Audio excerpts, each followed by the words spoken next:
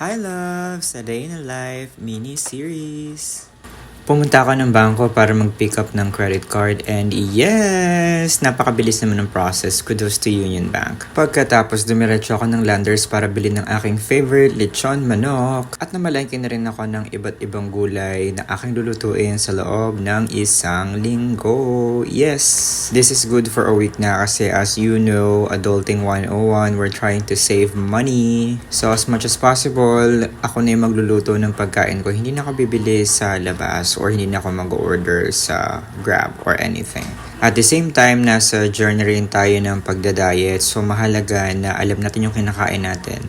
At yung kung ano yung mga hinahalo sa kinakain natin. So mas preferred ko nang magluto. Sana ma-survive ko, no?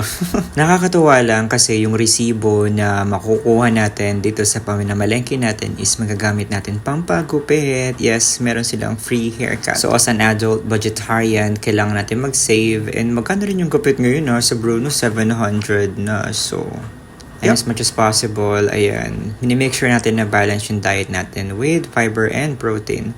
I try to check kung meron silang sale na ensaymada. Wala, unfortunately.